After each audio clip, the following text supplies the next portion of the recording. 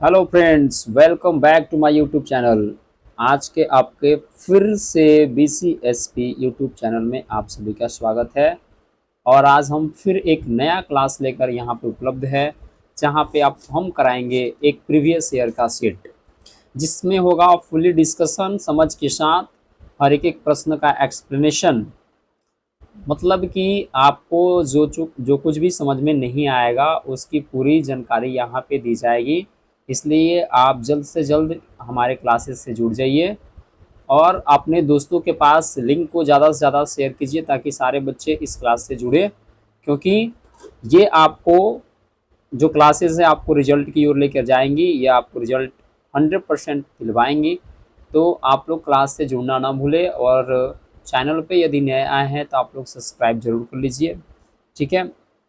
और कोशिश यहाँ पे ये हम लोग का रहे कि जितने भी ऑब्जेक्टिव हम करा रहे हैं तो इन सारे ऑब्जेक्टिव में आप सभी को बढ़ चढ़ के हिस्सा लेना और प्लस याद वाद करते रहना है, सेट लगाते रहना है, ठीक है।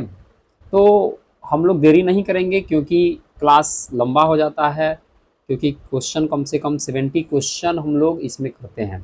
ये जो 70 क्वेश्चन है, ये 70 क्वेश्चन को कम्प्लीटली करने के लिए हम लोग को थोड़ा समय देना पड़ता है। तो देर ना करते हुए हम लोग चलते हैं अपने क्वेश्चन पे, ठीक है। क्वेश्चन आपके सामने है यहाँ स्क्रीन पे। पहले हम लोग फिजिक्स से क्वेश्चन करना स्टार्ट करेंगे।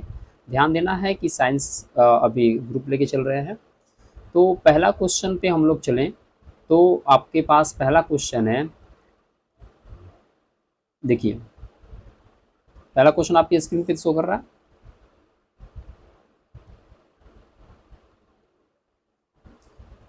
तो पहला क्वेश्चन हमारे स्क्रीन पे यहाँ पे शो कर रहा है, आप सबको सही से दिख रहा होगा। एक सदिश राशि, क्वेश्चन देखिए यहाँ पे, एक सदिश राशि एक अदिश राशि से कैसे भिन्न हो सकती है। प्रश्न कह रहा है एक नंबर कि एक सदिश राशि जो होता है एक अदिश राशि से कैसे भिन्न हो सकती है।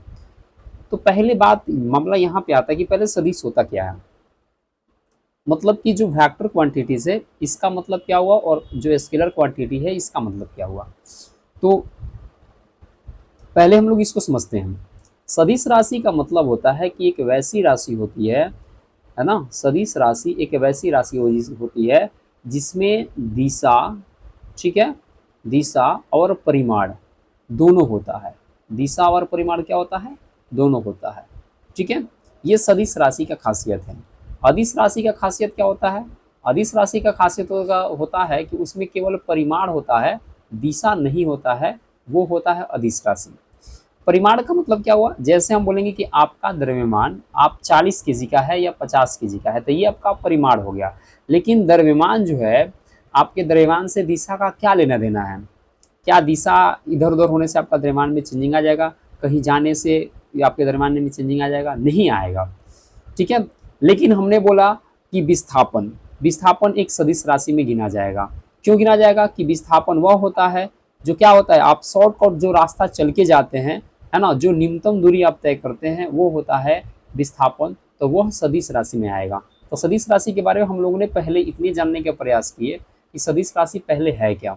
तो क्या है सदिश राशि, यहाँ पे हम लोगों ने देखा सदिश राशि से जो है, हमने बताया कि उसमें सदिश राशि में परिमाण और दिशा दोनों होता है। क्लियर।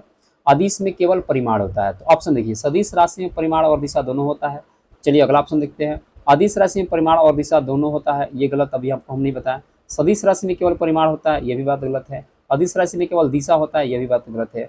अदिश राशि में केवल परिमाण होता है, याद रखना है, ठीक है। सदिश राशि में परिमाण और दिशा दोनों होता है, इसलिए इसका ऑप्शन नंबर 1 सही हो जाएगा। क्लियर। अगला प्रश्न आपके पास है, वह कौन सा बल है। प्रश्न देखिए ध्यान से, 2 नंबर प्रश्न आपकी स्क्रीन पे होगा। वह कौन सा बल है जो किसी द्रव में किसी वस्तु की गति का विरोध करता हो।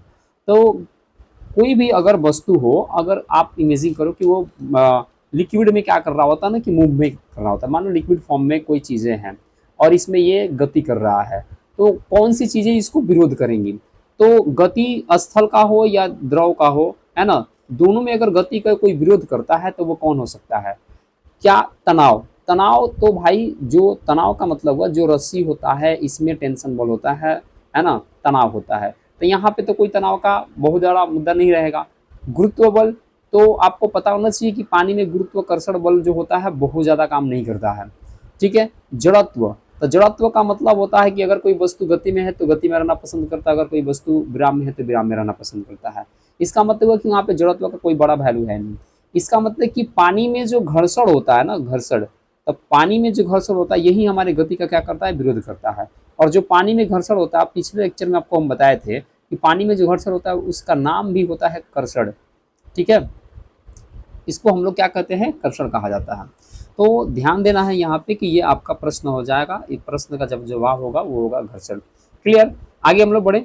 अगला प्रश्न हमारे स्क्रीन पे आपको 3 नंबर प्रश्न शो कर रहा होगा। साइंस में देखिए, साइंस में थोड़ा सा आप सभी लोग को, बच्चों को समय देना होगा, क्योंकि इतना एक्सप्लेनेशन जो होगा इसमें ध्यान यही देना है कि एक एक टॉपिक्स को अगर आप समझिएगा तो इसके अनुसार आया हुआ जितना भी क्वेश्चन रहेगा आप आसानी से इसको समझ लीजिएगा।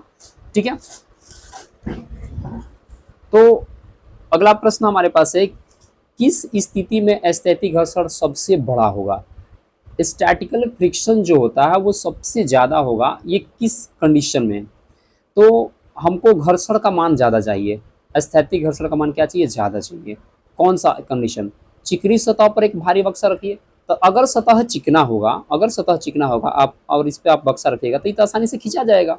ठीक है, यानी इसका मतलब कि यहाँ घर्षण ज़्यादा नहीं होगा। खुरदुरी सतह पर एक हल्का बक्सा, अच्छा सतह आपका खुरदुरा है लेकिन इस पर जो बक्सा है वही हल्का है, तो भी ये आसानी से खींचा जाएगा। खुरदुरी सतह पर एक भारी बक्सा, हाँ अब देखिए मामला देखिए क्या हुआ, सतह भी खुरदुरा और बक्सा है ये भी क्या है, भारी है। तो बक्सा भी भारी है और सतह भी खुरदुरा है, तो जाहिर सी बात है कि इसमें क्या होगा, घर्षण जो होगा बहुत ज्यादा लगने वाला है ना। तो स्थैतिक घर्षण सबसे बड़ा कहाँ होगा, खुरदुरी सतह पर रखा है ना एक भारी बक्सा होगा, चिकनी सतह पर रखा एक हल्का बक्सा, तो ये तो बिल्कुल आसान है, नहीं हो पाएगा, इसमें फ्रैक्शन बहुत कम होगा। प्रश्न संख्या 4 नंबर पे चले।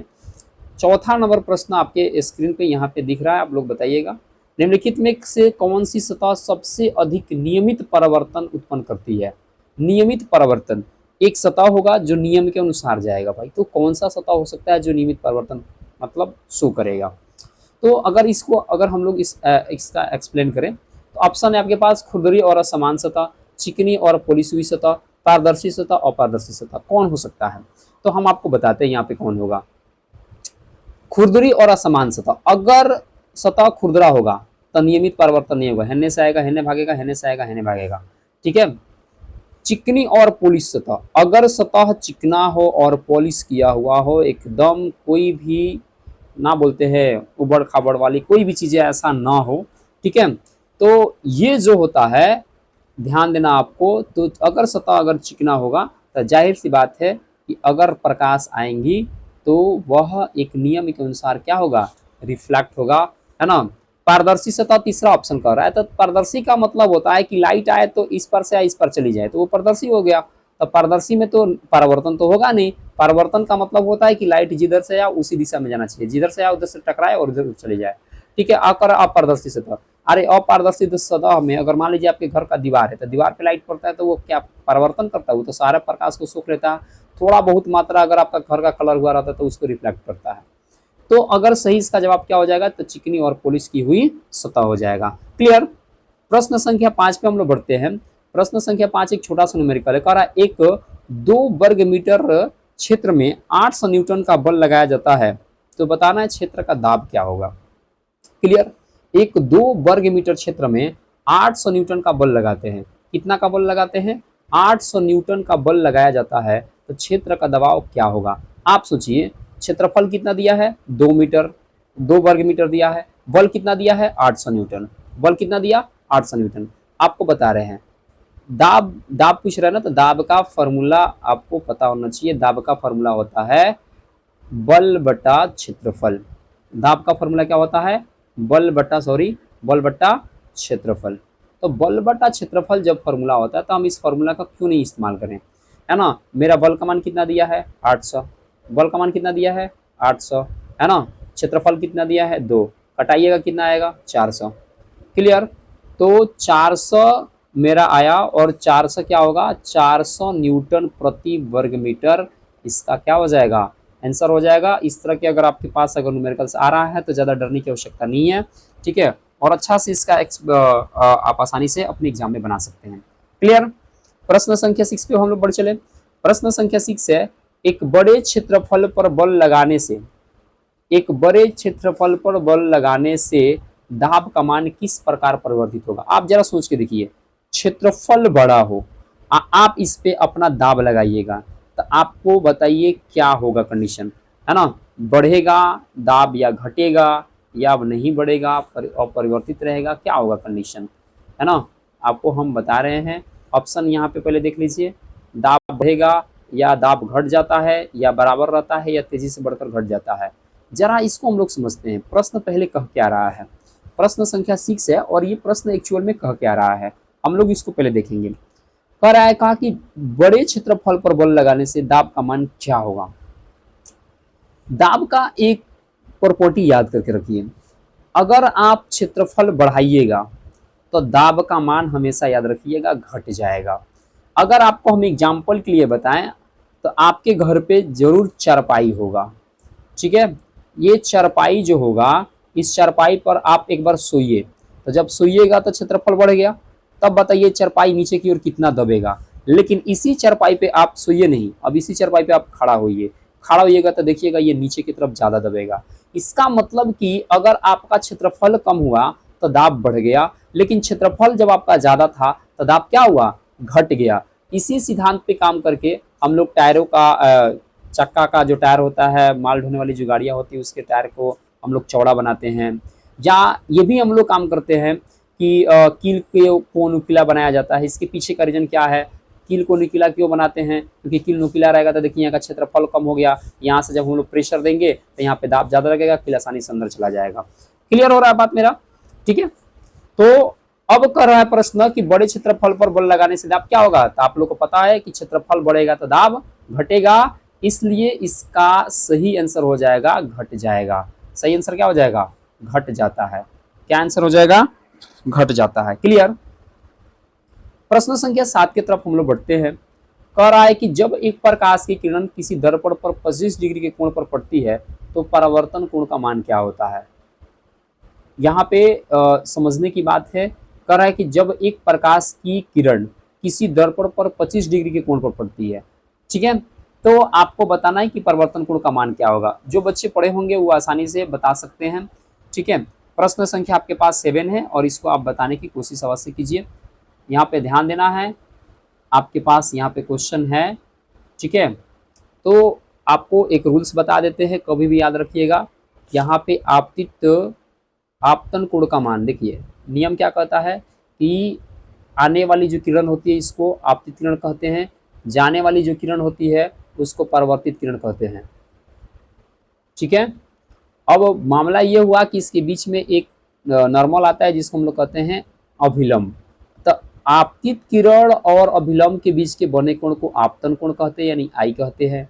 परावर्तित किरण और अभिलंब के बीच के बने कोण को क्या कहते हैं, आर कहते हैं, यानी परावर्तन कोण कहते हैं। तो अगर आपतन कोण का मान 25 डिग्री है तो परावर्तन कोण का मान भी 25 डिग्री होगा, क्योंकि परावर्तन का नियम कहता है कि जितना आपतन कोण होगा उतना ही क्या होगा, परावर्तन कोण होगा। इसलिए इसका सही आंसर क्या हो जाएगा, 25 डिग्री इसका आंसर हो जाएगा। क्लियर। अगला प्रश्न की तरफ हम लोग चले। अगला प्रश्न हम लोग के पास है 8 नंबर। प्रश्न क्या है, ध्यान से समझना है। उच्च आवृत्ति वाली ध्वनि तरंगों को माना जाता है। अगर मान लीजिए कि हाई फ्रीक्वेंसी का जो साउंड वेव होगा उसको क्या मानिएगा, जोर से ध्वनि या धीमे से ध्वनि, या ध्वनि की तीक्ष्णता या पिच का अधिक होना, या ध्वनि का तीक्ष्णता या पिच का कम होना। जो हाई फ्रीक्वेंसी का जो ध्वनि होगा उसकी गुण क्या होती है, आप लोग कमेंट्स में बता सकते हैं तो बताइए, अन्यथा हम बताते हैं। ध्वनि का तीक्ष्णता यानी ध्वनि जितना शार्प होगा, है ना, जितना उसकी पिच अधिक होगी, है ना। पिच में जानते हैं ना क्या होता है, पिच में ये कंडीशन रहता है कि आवाज जो होता है ना काफी पतला होता है। तो उच्च आवृत्ति की जो ध्वनि होती है उसकी एकदम साउंड जो होता है एकदम पतला होता है। तो हाई पिच होनी चाहिए, याद रखना है, लो पिच नहीं होना चाहिए, ठीक है। इसलिए ध्वनि की तीक्ष्णता और पिच का क्या होना, अधिक होना। क्लियर हो गया। आगे प्रश्न 9 नंबर पे हम लोग चलते हैं। प्रश्न संख्या 9 है बाबू आपके पास, निम्नलिखित में से ध्वनि किस माध्यम में चल नहीं सकती है।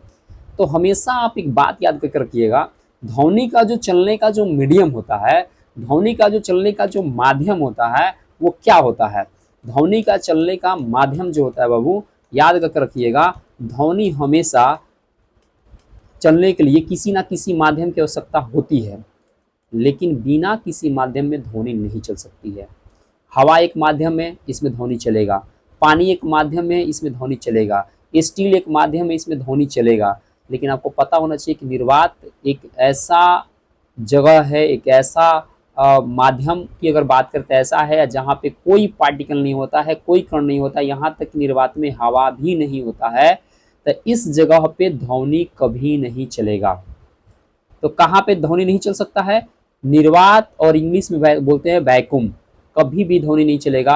हाँ, निर्वात में प्रकाश चलता है, लाइट चलता है, लेकिन याद रखना है कभी ध्वनि नहीं चलेगा। निर्वात में आप पास से पास वाले को बोलिएगा, नहीं होगा, क्योंकि ध्वनि को चलने के लिए कोई ना कोई कण की आवश्यकता है, क्योंकि यही कण क्या होता है कि ध्वनि को सोखता है, फिर आगे की तरफ क्या करता है, भेजता है।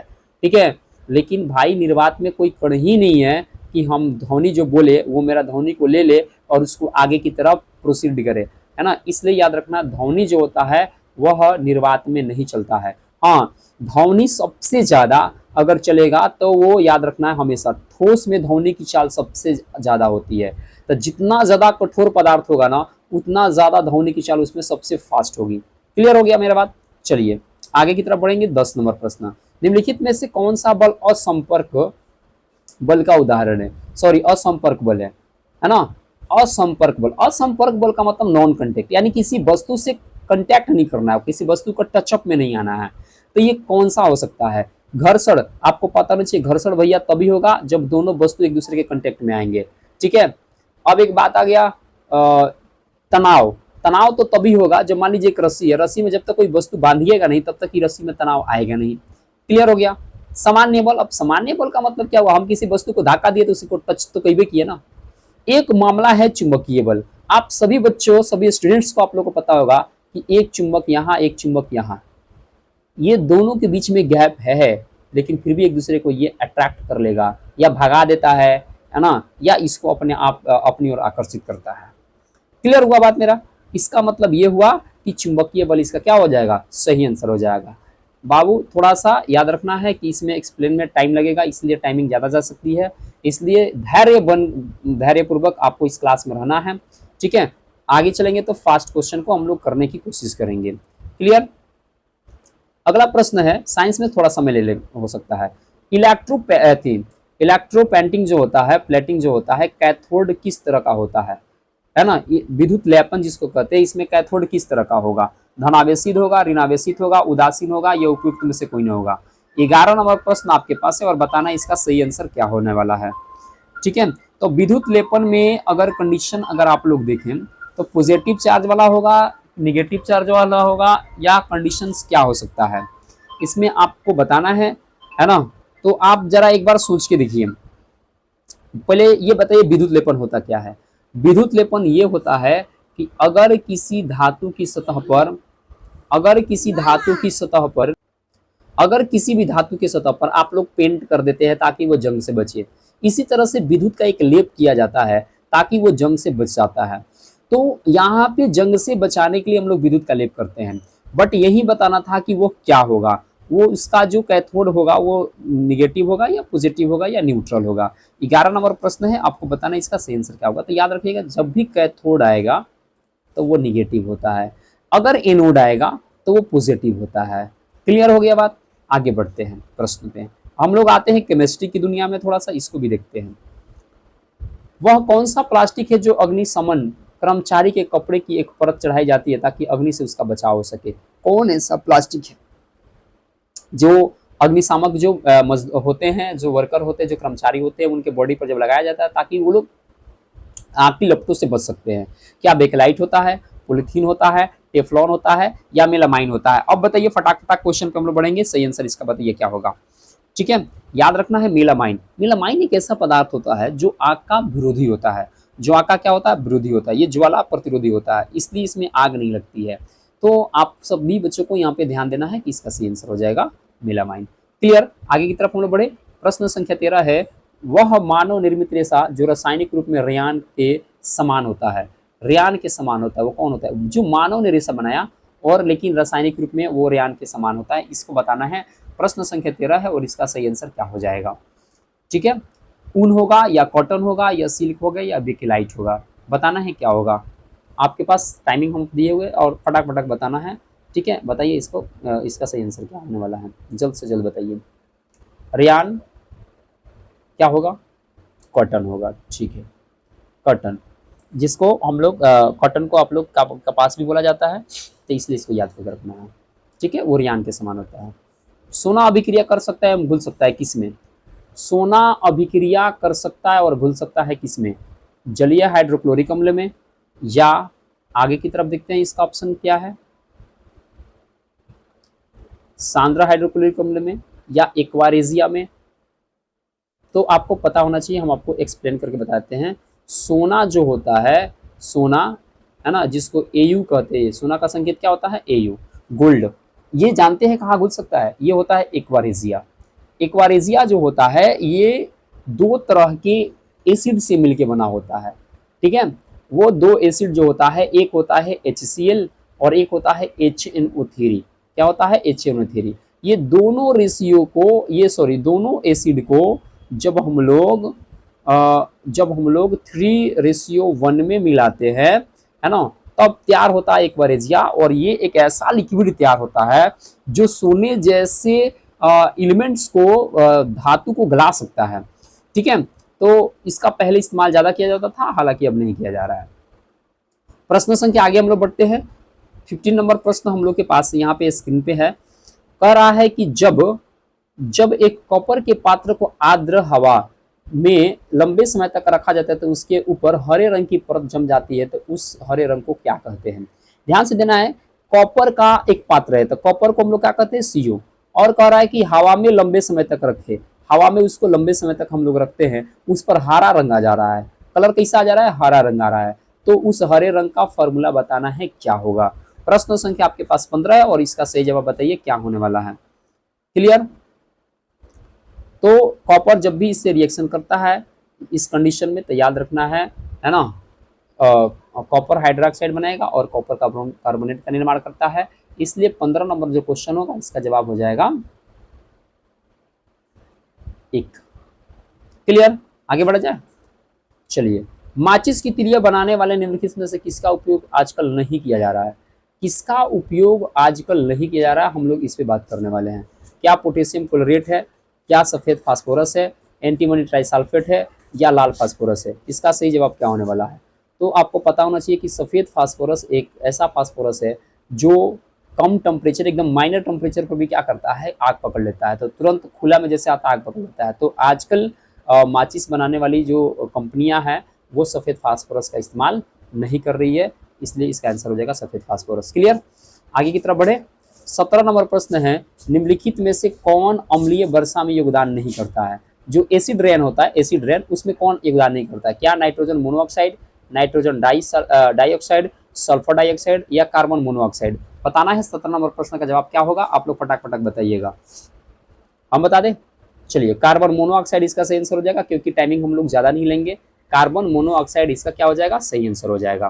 क्लियर, अगला प्रश्न है, निम्नलिखित में से कौन दहन की अभिक्रिया में भाग नहीं लेता है? दहन की अभिक्रिया में भाग लेने का मतलब क्या हुआ कि जो जलने उलने में हेल्प नहीं करता। केरोसिन तेल का लालटेन में जलकर ऊष्मा एवं प्रकाश का उत्पन्न करना, या रॉकेट में हाइड्रोजन के उपयोग से ऊष्मा एवं प्रकाश का उत्पन्न करना, या सूर्य पर हाइड्रोजन के द्वारा ऊष्मा एवं प्रकाश उत्पन्न करना, या अलाव में लकड़ी के जलने से ऊष्मा एवं प्रकाश को उत्पन्न करना। बताना है कि दहन की प्रक्रिया में कौन भाग नहीं लेता है। 18 नंबर प्रश्न आपके सामने है और आपको बताना है इसका सही आंसर क्या होगा।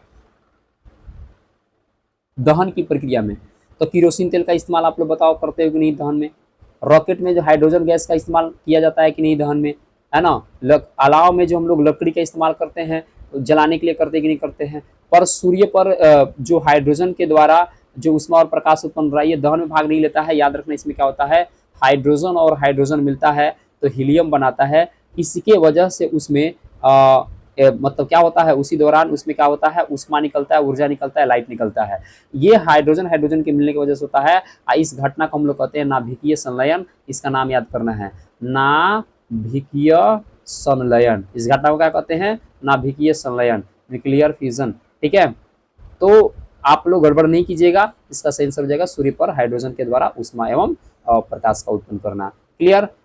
19 नंबर प्रश्न हमारे पास है कि कॉपर के पात्र पर चांदी की परत चढ़ाने के लिए निम्नलिखित में से किस पदार्थ का उपयोग होगा। ठीक है, तो प्रश्न हमारे पास यहाँ पे है, हम इसको देखेंगे। कॉपर के पात्र पर चांदी की परत चढ़ाने के लिए निम्नलिखित में से किस पात्र की उपयोग होगा। तो यहाँ पे हम लोग देखेंगे सिल्वर नाइट्रेट का विलयन, कॉपर नाइट्रेट का विलयन, कॉपर सल्फेट का विलयन, फेरिक नाइट्रेट का विलयन। कॉपर के पात्र पर चांदी की परत चढ़ाने के लिए निम्नलिखित में से किस पदार्थ का उपयोग होगा। कॉपर मतलब Cu, इसके ऊपर चांदी की परत चढ़ाना है यानी Ag, है ना। चढ़ाना है तो किस पदार्थ का उपयोग हम लोग करेंगे, क्या सिल्वर नाइट्रेट का विलयन, कॉपर नाइट्रेट का विलयन, कॉपर सल्फेट का विलयन, फेरिक नाइट्रेट का विलयन। 19 नंबर प्रश्न का जवाब बताइएगा होगा। जब ये प्रश्न ही कह रहा था कि कॉपर पे मेरे को चांदी की परत चढ़ानी है, तो भैया कॉपर पे चांदी की परत चढ़ानी है तो कॉपर नाइट्रेट लगाइएगा, कॉपर के ऊपर कॉपर नाइट्रेट लगाइएगा तो चांदी हो जाएगा, कॉपर सल्फेट लगाइएगा तो चांदी हो जाएगा, फेरिक नाइट्रेट लगाइएगा तो चांदी हो जाएगा। तो सिल्वर नाइट्रेट लगाएंगे क्योंकि सिल्वर का मतलब होता है चांदी, तो जब मेरे को चांदी का परत चढ़ाना है तो सिल्वर नाइट्रेट लगाएंगे, सिल्वर नाइट्रेट का विलयन का इस्तेमाल करेंगे ना, तो इसलिए इसका सही आंसर हो जाएगा 19 का 1। क्लियर हुआ। 20 नंबर प्रश्न आपके स्क्रीन पे है और ये कह रहा है कॉपर धातु के शुद्धिकरण में के लिए एनोड बना होता है। कॉपर धातु का जो प्यूरिफिकेशन होता है तो इसके एनोड बना होता है धनात्मक एवं शुद्ध कॉपर, ऋणात्मक एवं अशुद्ध कॉपर, धनात्मक एवं अशुद्ध कॉपर या ऋणात्मक एवं शुद्ध कॉपर। 20 नंबर प्रश्न आपके पास है और इसका सही जवाब बताइए क्या होगा। धनात्मक एवं अशुद्ध कॉपर, क्योंकि तभी जाकर उसका शुद्धिकरण होगा, अगर वो अशुद्ध होगा तब। और ये मेटल है तो पॉजिटिव याद रखिएगा, कॉपर मेटल है इसलिए पॉजिटिव। तो 20 क्वेश्चंस को भी हम लोगों ने किए और फटाक फटाक हम लोग बढ़ेंगे अगले प्रश्न की तरफ। एकदम धैर्य बनाकर रखना है आप लोग को। हम बोल रहे हैं कि जितना आप मेहनत कीजिएगा, है ना, जितना आप मेहनत कीजिएगा उतना आपको फायदा होने वाला है। मैं मजाक नहीं कर रहा हूँ, आपका एग्जाम निकलने वाला है। अभी आपको कुछ टाइम बाद आपको बोल रहे हैं कि इसी चैनल से आपको मिलने वाला है रीजनिंग और मैथमेटिक्स एकदम होने वाला है। अलग अलग टीचर्स आपके लिए लगेंगे आपकी तैयारी में, इसलिए आप ज़्यादा से ज़्यादा इस वीडियो को शेयर कीजिएगा, आपको बहुत मजा आने वाला है। 21 नंबर प्रश्न पे हम लोग आ गए हैं। आप लोग स्वयं के लिए एक बार मुस्कुरा दीजिए, एक बार हंस दीजिए, तालियां बजा लीजिए, क्योंकि 21 नंबर प्रश्न पे हम लोग आ गए हैं। प्रश्न अगला है 21 कि पानी के विद्युत अपघटन की प्रक्रिया में क्या होगी। जब पानी जो होता है, पानी का फॉर्मूला होता है बबुआ H2O, इसमें जब इलेक्ट्रिक पास कराया जाएगा, क्या पास कराओगे, इलेक्ट्रिक, माने विद्युत अपघटन की जब क्रिया कराओगे तो इसके साथ क्या होने वाला है, ये भैया टूट जाता है, H2 और O2 में टूटता है, यानी हाइड्रोजन और ऑक्सीजन में क्या होता है, टूट जाता है। तो देखिए ऑप्शन के अनुसार आप पकड़ने की कोशिश कीजिए, ऑप्शन क्या कह रहा है। ऑप्शन कह रहा है कि ऑक्सीजन गैस एनोड पर उत्पन्न होगा और हाइड्रोजन गैस कैथोड पर उत्पन्न होगा, ऑक्सीजन गैस कैथोड पर उत्पन्न होगा, हाइड्रोजन गैस एनोड पर उत्पन्न होगा। बस मतलब मामला ये हुआ कि कैथोड एनोड पे लेके फंसा दिया है। होगा उत्पन्न क्या, मतलब ऑक्सीजन और हाइड्रोजन उत्पन्न होगा, लेकिन मामला यहाँ पे यह है कि कौन किस पे होगा, एनोड पे कौन होगा और कैथोड पे कौन होगा। क्लियर हुआ। तो 21 नंबर प्रश्न का जवाब जो होगा वो होगा कि ऑक्सीजन जो होगा एनोड पे उत्पन्न होगा और जो हाइड्रोजन होगा वो कैथोड पे उत्पन्न होगा। तो 21 नंबर प्रश्न का जवाब याद रखना है 1 नंबर होगा। क्लियर। 22 नंबर प्रश्न आपके पास है बबुआ स्क्रीन पे कि आग बुझाने के लिए निम्नलिखित में से रासायनिक पदार्थ में सूखे पाउडर का इस्तेमाल के रूप में किया जाता है। ये प्रश्न हम लोग फिर से कल के लेक्चर में किए हुए हैं, आज फिर से प्रश्न आ गया, इसलिए इसका डायरेक्ट आप लोग आंसर बताइए क्या होगा। प्लास्टर ऑफ पेरिस, धोने वाला सोडा, खाने वाला soda, bituminous, plaster of Paris, इससे सही आंसर हो जाएगा, जिसको POP कहते हैं। कल के लेक्चर में हम लोग इस पे बात कर लिए हैं। हम लोग आते हैं जीव विज्ञान यानी बायोलॉजी की तरफ बढ़ चुके हैं। बहुत बढ़िया, हम लोग फिजिक्स केमिस्ट्री कर चुके हैं, जीव विज्ञान बायोलॉजी की तरफ आ गए हैं। फसल उगाने का पहला चरण है मिट्टी को उलटना या ढीला करना। फसल उगाने का पहला चरण खरपतवार को हटाना, मिट्टी में बीज डालना, मिट्टी में पानी। अरे भैया जब आप खेती करते हो तो आप बताओ कि पहले क्या करते हो, पहले सुहाइये का काम करते हो, पहले मिट्टी में बीज डाल देते हो, पहले मिट्टी में पानी डाल देते हो, नहीं, पहले मिट्टी को उलटना और ढीला करना यानी जुताई का काम करते हो, इसलिए इसका सही आंसर हो जाएगा एक। क्लियर। अगला प्रश्न 24 नंबर आपके सामने, सूक्ष्म जीवों को, देखिए प्रश्न यहाँ पे,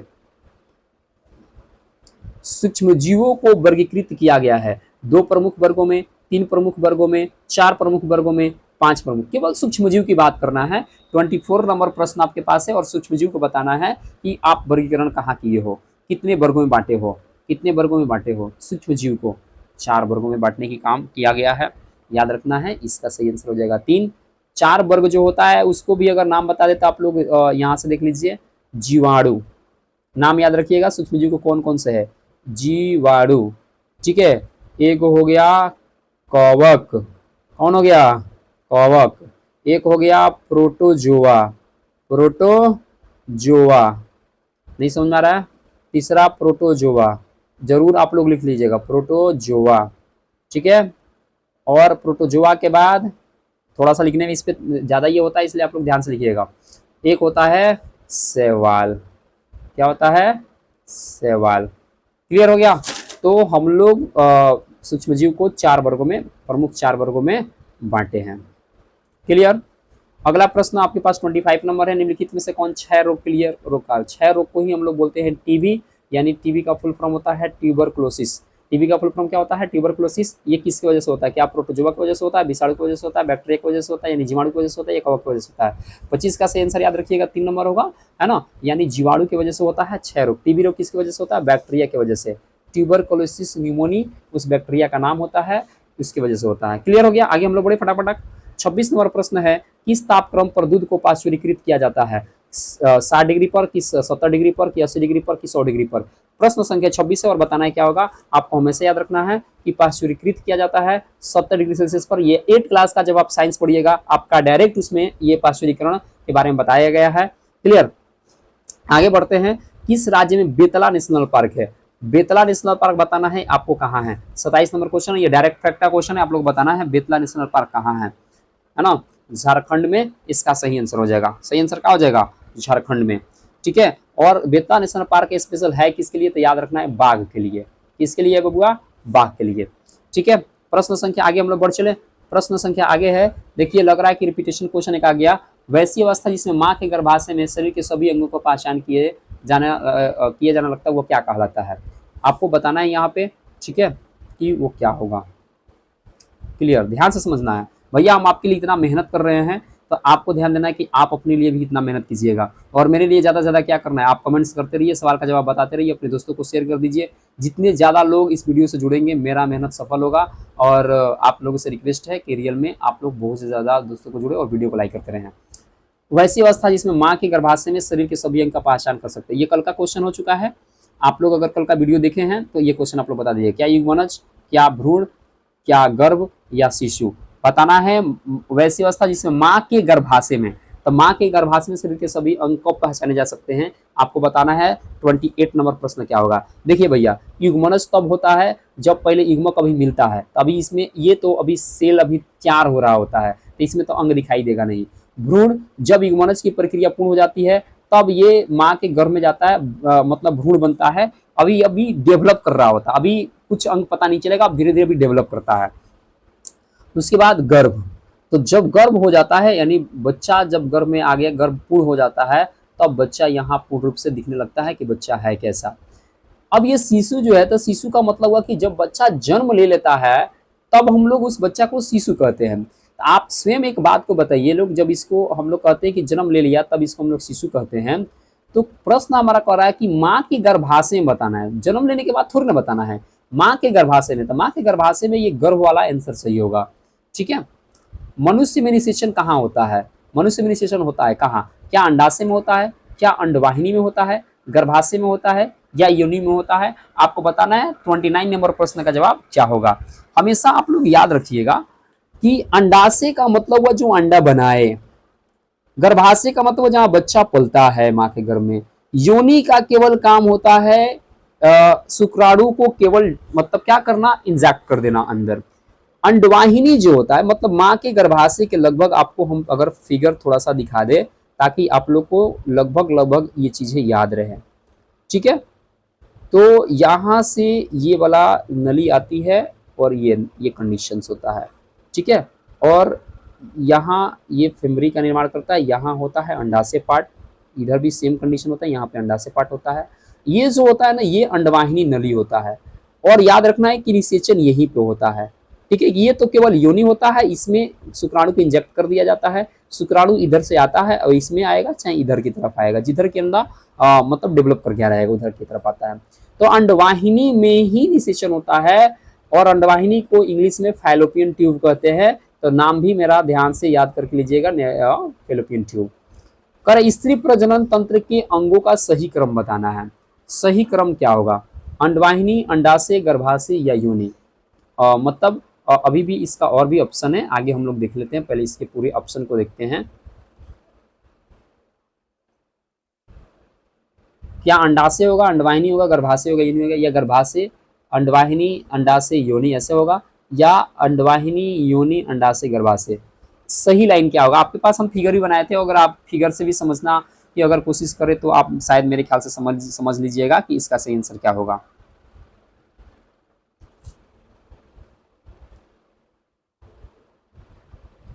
तो अगर हम लोग बात करें, जो आपके सामने जस्ट हम जो फिगर बनाए थे, लाइक फिगर देख लीजिए आप लोग, फिगर से फिर से समझा देते हैं, ज़्यादा डरने वरने की आवश्यकता नहीं है, ठीक है। और यहाँ पे अंडाशय था, ये फीमरी हो गया, तो ये अंडाशय, फिर ये अंडवाहिनी, फिर ये गर्भाशय, और फिर ये योनि, ठीक है। तो इसका मतलब कि लाइन से जो होगा वो सेकंड नंबर क्वेश्चन सही हो जाएगा। 31 नंबर क्वेश्चन पे अगर हम लोग चले तो क्या होगा? अगला प्रश्न 31 नंबर है कि कोशिका के किस भाग में गुणसूत्र पाया जाता है? कोशिका के किस भाग में गुणसूत्र पाया जाता है, इसका जवाब बताना है। केंद्रक झिल्ली में, कोशिका द्रव्य में, केंद्रक में, केंद्रिका में। आपको बताना है, 31 नंबर प्रश्न आपके पास है, और बताना है कि किस कोशिका के किस भाग में गुणसूत्र पाया जाता है, इसका जवाब बताना है। प्रश्न आपके पास 31 है और 31 का सही जवाब आपको बताना है। हमेशा याद रखिएगा, जो गुणसूत्र होता है, ठीक है, वो गुणसूत्र पाया जाता है कहाँ पे? केंद्रक में। कहाँ पाया जाता है? केंद्रक में, ठीक है। इसी में डीएनए रहेगा, और डीएनए होता है, और वहीं पे गुणसूत्र की मतलब गुणसूत्र होता है, ठीक है, क्रोमोसोम होता है। क्लियर हो गया? केंद्रक में ही डीएनए होगा और केंद्रक में ही गुणसूत्र होगा, ठीक है। 32 नंबर क्वेश्चन हमारे पास है कि कौन सा अंग टेस्टोस्टेरोन हार्मोन स्रावित करता है? याद रखिएगा, टेस्टोस्टेरोन पुरुष हार्मोन होता है, ये केवल पुरुष में होता है टेस्टोस्टेरोन, ठीक है, पुरुषों में हार्मोन। एंड्रोजन और टेस्टोस्टेरोन दो हार्मोन ऐसा है जो पुरुष में सीक्रेट होता है। तो टेस्टोस्टेरोन स्रावित कौन करता है? अंडाशय, देखिए अंडाशय मादा भाग है, अंडवाहिनी भी मादा भाग है, गर्भाशय मादा भाग है, वृषण पुरुष में पाया जाता है, ये टेस्टिस होता है। जो एक जोड़ा वृषण होता है वो पुरुष में होता है, और इसी से होता है टेस्टोस्टेरोन का स्राव। चूंकि वृषण को इंग्लिश में हम लोग कहते हैं टेस्टिस, तो टेस्टिस कहते हैं, तो टेस्टिस से याद रखिएगा टेस्टोस्टेरोन, ठीक है। टेस्टोस्टेरोन मादा पुरुष हार्मोन है, ठीक है। अब प्रोजेस्टेरोन पूछ दे, एस्ट्रोजन पूछ दे, और रिलैक्सिन पूछ दे, ये तीन हार्मोन का नाम याद रखिएगा, ये मादा हार्मोन है, ठीक है। अगला प्रश्न की तरफ बढ़ चले। 33 नंबर प्रश्न हमारे पास है, निम्नलिखित में से कौन जीवाणु दलहनी पौधा के जड़ में पाया जाता है? बताइए, क्या राइजोबियम, या लैक्टोबैसिलस, या माइकोडर्मा एसिटी, या एजेटोबैक्टर? बताना है कि जो दलहनी पौधा होता है, दलहनी पौधा माने जो दाल वाला पौधा हो गया, जैसे अरहर हो गया, मसूर हो गया, ये दलहनी पौधा है, दाल देता है ये। तो मटर हो गया, इसके जड़ में कौन सा बैक्टीरिया होता है, यानी जीवाणु होता है? आपको बताना है कौन सा जीवाणु होता है। तो क्या होगा? इसका सही आंसर हो जाएगा राइजोबियम। याद रखना है, राइजोबियम दलहनी पौधा के जड़ में पाया जाता है, और वही नाइट्रोजन गैस को स्थिरीकरण में, राइजोबियम क्या एक और काम करता है? नाइट्रोजन गैस को स्थिरीकरण करने में हेल्प करता है। क्लियर? अगला प्रश्न 34 नंबर, खेत से अवांछनीय पौधों को हटाने को क्या कहते हैं? आप जब खेत में जब फसल लग जाता है, उसके साथ देखिएगा छोटा छोटा घास भी उग जाता है, आप इस छोटे छोटे घास को जब हटाते हैं तो इसको क्या कहते हो? क्या आप इसको जुताई कहते हो? क्या आप इसको सिंचाई कहते हो? क्या आप इसको निराई कहते हो, या फसल कटाई कहते हो? अरे गड़बड़ बात है। अवांछनीय का मतलब होता है बेकार पौधा, बेकार पौधों को हटाना निराई कहलाता है। क्या कहलाता है? निराई कहलाता है। 35 नंबर क्वेश्चन हमारे पास स्क्रीन पे यहाँ पे है, निम्नलिखित में से कौन भिंडी में पीली सीरा यानी मोजाइक रोग, यानी जिसको हम लोग पित्त रोग कहते हैं, वो पैदा करता है? क्या वो विषाणु होता है, या जीवाणु होता है, या कवक होता है, या शैवाल होता है? 35 नंबर क्वेश्चन है और आपको बताना है कि इसका सही आंसर क्या हो जाएगा। पीत रोग कौन उत्पन्न करता है? वायरस, बैक्टीरिया, फंगी या एल्गी, यानी विषाणु, जीवाणु, कवक या शैवाल। 35 नंबर क्वेश्चन का बताइए क्या होगा। मोजाइक, कभी भी याद रखिएगा, मोजाइक का नाम जब भी आएगा ना तो वो होता है विषाणु। कौन होता है? विषाणु। क्योंकि आपको बताते हैं TMV एक वायरस है जिसका फुल फॉर्म होता है tobacco Mosaic virus. Tobacco Mosaic virus, tobacco का मतलब होता है तंबाकू, तो तंबाकू के पत्ता पर भी यानी तंबाकू पर भी ये TMV वायरस होता है, याद रखना है। तो जहां भी TMV का बात आएगा तो दिमाग लगा लेना है कि वह विषाणु ही होगा, यानी मोजाइक रोग पैदा करने वाला कौन होता है? विषाणु होता है। यानी हम लोग टोटल 35 क्वेश्चन का डिस्कशन किए। हमको आशा होगा कि आप सभी बच्चों को समझ में आया होगा। अभी हमारे इस PDF में अभी सोशल साइंस वगैरह सबका यहाँ पे प्रश्न यहाँ पे पड़ा हुआ है, लेकिन इसको हम लोग अगले वीडियो में करेंगे, ठीक है। इसका पार्ट 2 वीडियो हम बनाने वाले हैं केवल सोशल साइंस के लिए। क्लियर? मेन चीज होता है साइंस का पर सबसे ज्यादा पकड़ बनाना, ठीक है। साइंस अच्छा पकड़ बना लेंगे तो ये सब जो चीजें होता है आप आसानी से, क्या होता है कि सोशल साइंस को आप एक बार पढ़ लीजिएगा, याद कर लीजिएगा, तो आप आसानी से इसको फटाक फटाक आप कर लीजिएगा, ठीक है। मिलेंगे अगले वीडियो में, ठीक है। आपको अगर समझ में नहीं आएगा तो आप कमेंट्स जरूर कीजिएगा, जो चीजें समझ में नहीं आएंगी। हम बोले हैं कि आपको मैथ्स रीजनिंग इस वीडियो से आपको मिलने वाला है, ठीक है। अगले टाइम में हम लोग ये जितने भी इसमें का छूटा हुआ है आप देख सकते हैं, जो भी सोशल साइंस का क्वेश्चन छूटा हुआ है हम लोग अगले वीडियो में इसको करेंगे। आप लोग कोशिश कीजिएगा इसको अच्छा से अच्छा करने के लिए। और हम आपका टेस्ट भी लेने वाले हैं, जैसे 4-5 सेट हो जाएगा हम आपका ऑनलाइन टेस्ट लगेगा और आप लोग टेस्ट जरूर लगाइएगा। क्लियर? उसके हिसाब से आप लोग अपना नंबर आउट कर लीजिए कि सर मेरा इतना नंबर आ रहा है, ठीक है। चले टाटा बाय बाय बोला जाए, तो मिलते हैं अगले वीडियो में फिर से, ठीक। तब तक के लिए धन्यवाद। जय हिंद, जय भारत।